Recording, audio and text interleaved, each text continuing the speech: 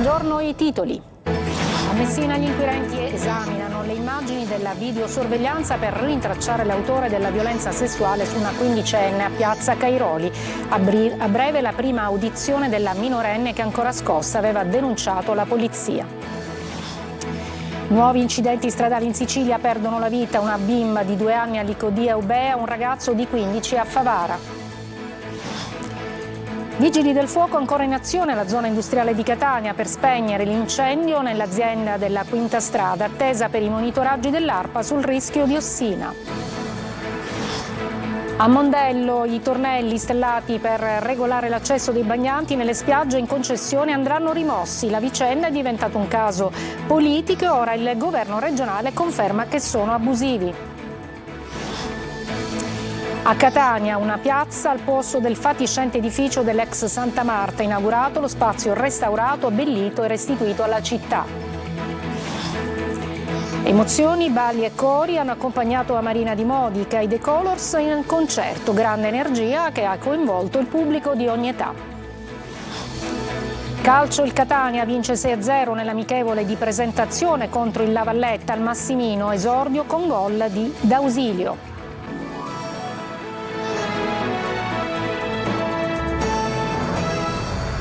Benvenute e benvenuti a Sicilia 24. A Messina gli inquirenti esaminano le immagini della videosorveglianza per rintracciare l'autore della violenza sessuale su una quindicenne a Piazza Cairoli. Si sta cercando di ricostruire tutta la vicenda avvenuta nella notte tra sabato e domenica. Sentiamo il servizio.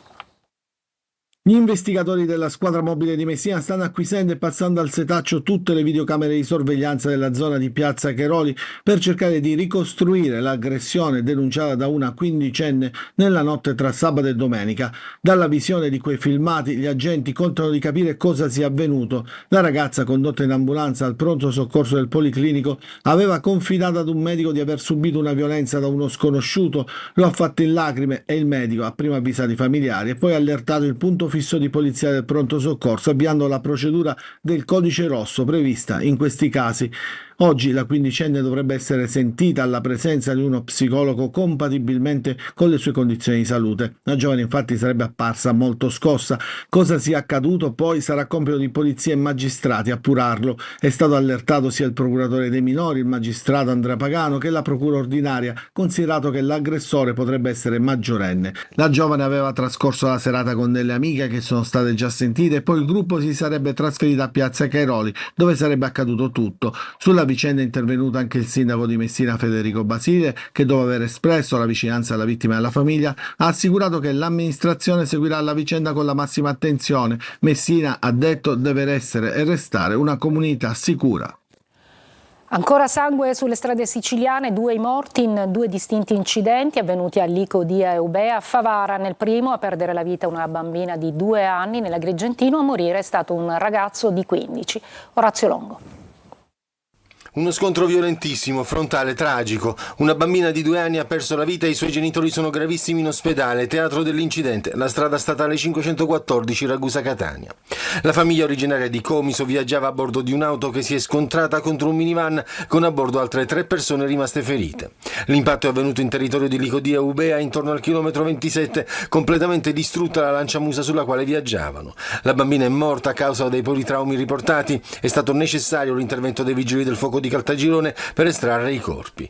I genitori della bambina sono stati trasportati in ambulanza negli ospedali di Caltagirone e di Catania. Indaga la Polstrada di Ragusa. I veicoli sono stati posti sotto sequestro, un bilancio pesantissimo che si aggrava con l'incidente avvenuto a Favara nell'Agrigentino, dove un ragazzo di 15 anni, Samuele Messina, è morto a seguito di una caduta in scooter mentre percorreva la via Cicero e De Francisca, l'arteria che collega lo stadio comunale con il liceo statale Martin Luther King.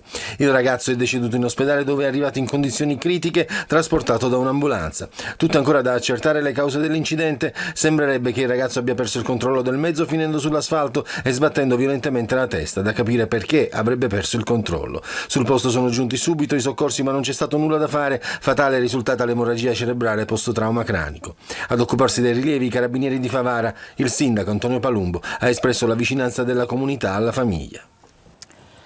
A Monreale nel pomeriggio, nella chiesa di Santa Teresa, i funerali di Simone Latorre, il giovane di 23 anni caduto da un gommone nel mare di Mondello e dilaniato dalle pale delle eliche dell'imbarcazione presa a noleggio con amici. Secondo la ricostruzione della Capitaneria di Porto, Simone era seduto a cavalcioni sul bordo del gommone quando improvvisamente ha perso l'equilibrio, finendo risucchiato nelle eliche del motore e riportando gravissime ferite al torace.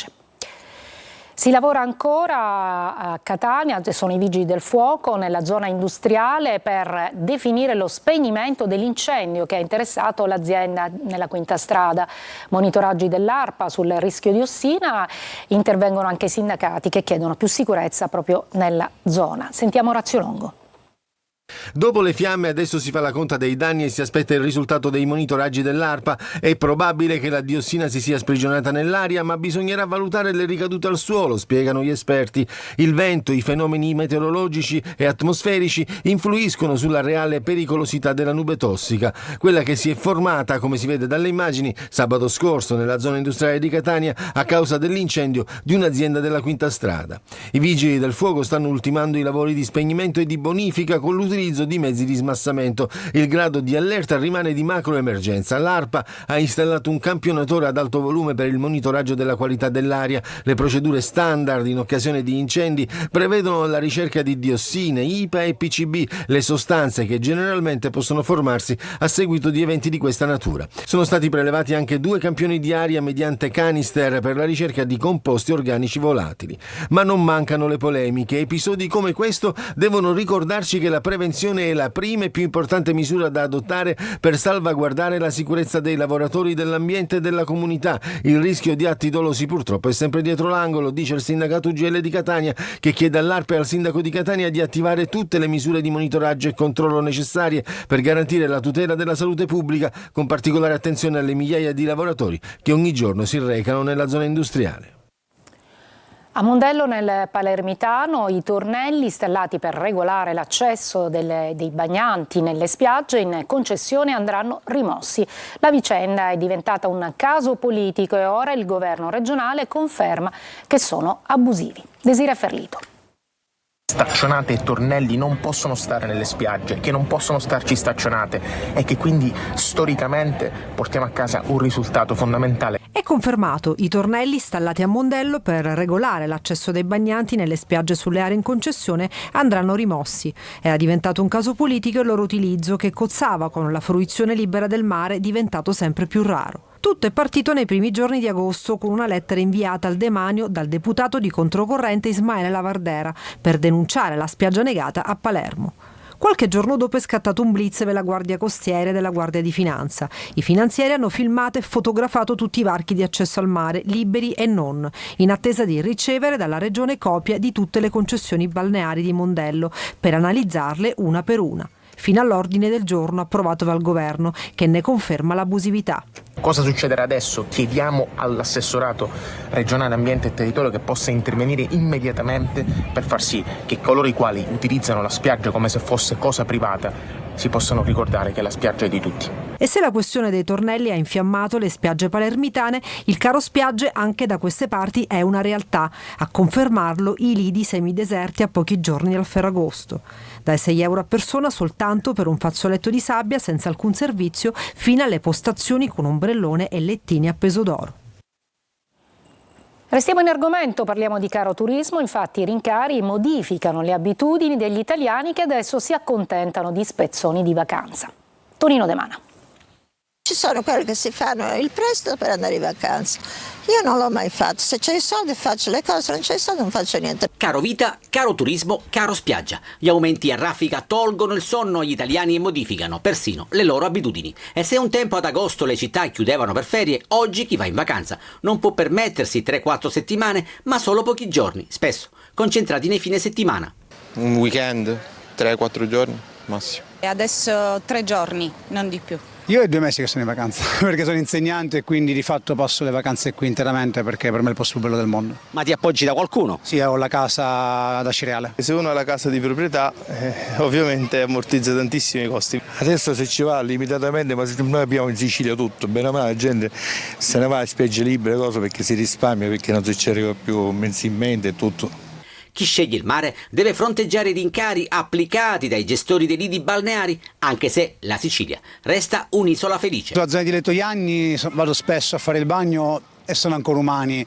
Paragonati poi ai prezzi del nord Italia che vedo in Liguria, in altre regioni dove a volte vado a fare il bagno prima di venire a Catania, ancora si ragiona. A Catania, a chilometro zero, c'è però una soluzione. C'è sempre la spiaggia libera, che consiglio? Io preferisco la spiaggia libera, così risparmio. E chi c'ha soldi va in vacanza, chi soldi non ce ne sta a casa. È stato commemorato oggi al Policlinico di Palermo il medico e docente universitario Paolo Giaccone nel 43esimo anniversario dell'assassino per mano della mafia.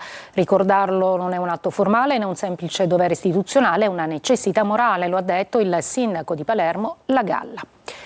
E nella Catania la Polizia di Stato ha sequestrato a Mister Bianco una discarica abusiva dove viveva un cavallo rinchiuso in un box tra la spazzatura e il degrado. L'animale è stato visitato dai veterinari e trasferito in un'azienda autorizzata. Ha denunciato chi gestiva il terreno per maltrattamenti di animali.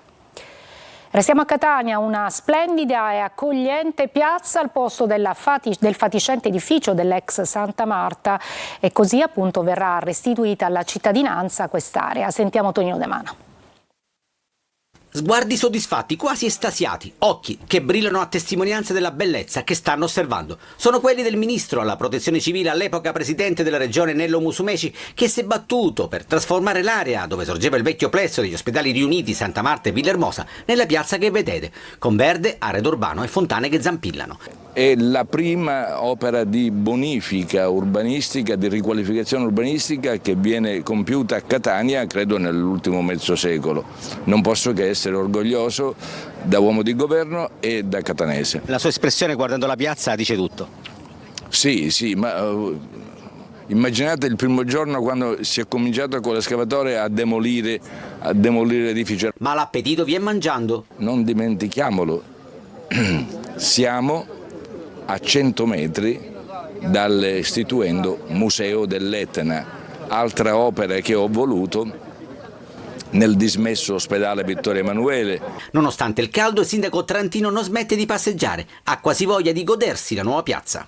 È stato il primo di un cammino di rigenerazione urbana che ha consolidato il suo percorso con questa amministrazione, che stiamo portando avanti con tanta forza e che sta mostrando alla città il volto nuovo di una Catania che deve appassionare, perché se appassiona a quel punto siamo convinti che i cittadini saranno più spinti a fare la loro parte. Abbiamo visto un suo post, lo può sintetizzare? Assolutamente, ho ripreso una frase importante di Puccio Pagnano, il professore Pagnano, che diceva che Catania è una città senza pause, è un tessuto urbano compatto, ha bisogno di spazi, ha bisogno di creare degli spazi come questo per ridare quella qualità, quella socialità di cui la città ha un disperato bisogno e anche un'enorme energia. Si è esaurita ieri sera l'attività eruttiva sull'Etna che aveva visto la fuoriuscita di una colata di lava sul versante meridionale della Bocca Nuova.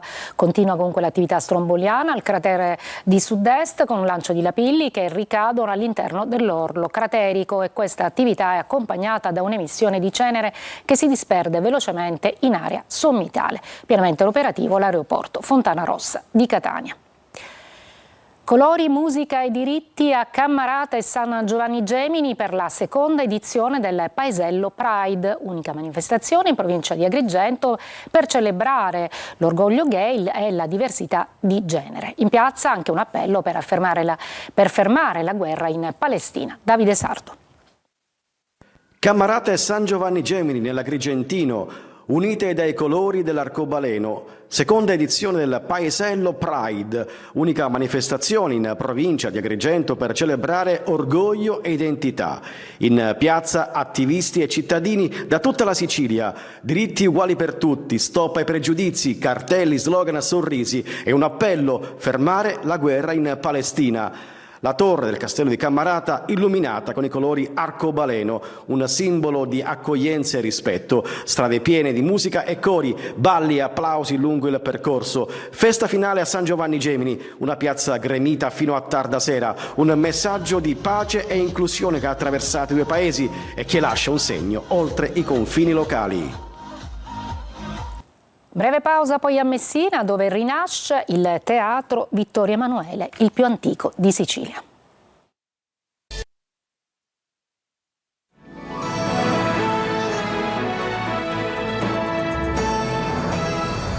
A Messina arrivano nuovi spettacoli al Teatro Vittorio Emanuele, il più antico di Sicilia, con Giovanni Anfuso, direttore artistico. Desiree Ferlito. Ho due notizie da darti, una buona e una cattiva.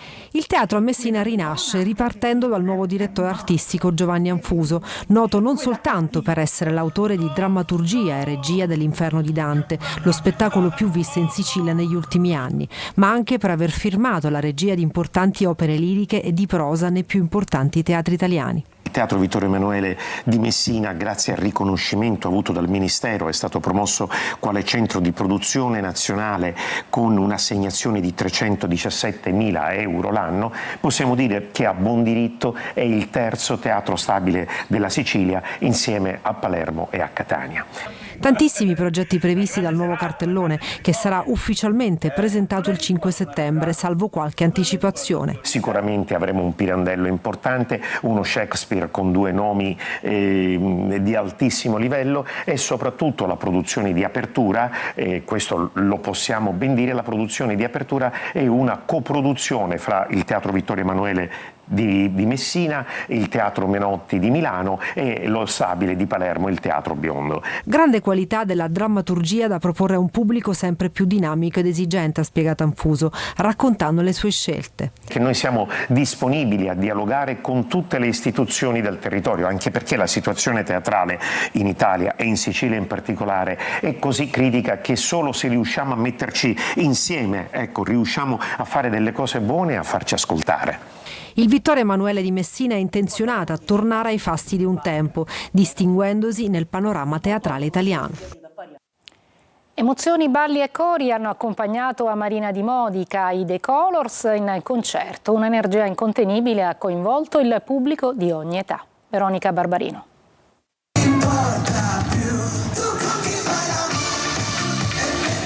I cori hanno riempito l'aria, le luci, colorato la notte. Un numerosissimo pubblico di tutte le età a Marina di Modica ha accolto l'energia incontenibile dei The Colors.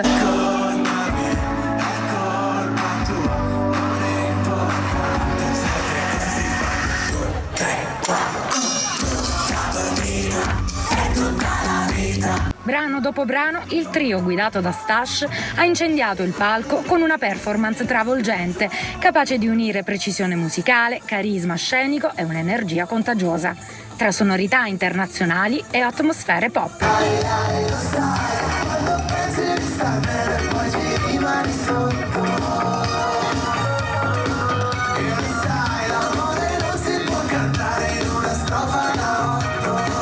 Mani su per una grande festa a cielo aperto. I The Colors hanno trasformato un concerto in un vero e proprio abbraccio collettivo, salutando il pubblico con la promessa di tornare presto. Breve pausa allo sport, il calcio, il Catania vince in amichevole con la Valletta.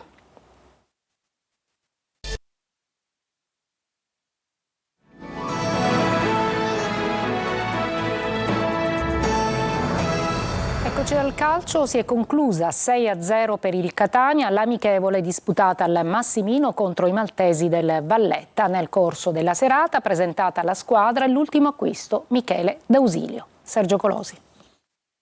Sarà un Catania vivace, brillante e imprevedibile. La sensazione del ritiro diventa quasi certezza dopo l'amichevole del Massimino contro i modesti maltesi del Valletta. Emanuele Cicerelli regala assist e gol, mentre il neorostazzurro Michele D'Ausilio, in attesa dell'esordio, porta in dote numeri da spettacolo e strappa applausi alla presentazione della squadra davanti a quasi 4.000 spettatori. 6 gol di un Catania equilibrato e divertente, dalla giocata mai scontata sulla tre quarti. Buone indicazioni per Toscano, che si è affidato al solito 3-4-2-1 con Dini in porta. Gherardi di Gennaro, autore del vantaggio al sesto su angolo di Cicerelli, e Celli in difesa. Esterni di centrocampo Casasola e Donnarumma, interni Corbari e Guaini. Sulla tre quarti Gimenez e Cicerelli con Forte in attacco. Poco dopo la mezz'ora il raddoppio di Guaini, favorito da una distrazione maltese. Nella ripresa al minuto 20 Donnarumma realizza il terzo centro. Il quarto al 27esimo porta la firma su punizione di un Cicerelli in forma campionato, motivato anche dal prolungamento contrattuale. Toscano opera alcuni cambi. Dalla panchina arrivano le risposte attese. D'Andrea prima e Lunetta dopo per il 6-0 finale. Applausi del pubblico in attesa dell'esordio in Coppa Italia a Crotone. La dirigenza sposta le attenzioni sul mercato. Una prima punta forte e alcune cessioni nell'agenda di Pastore.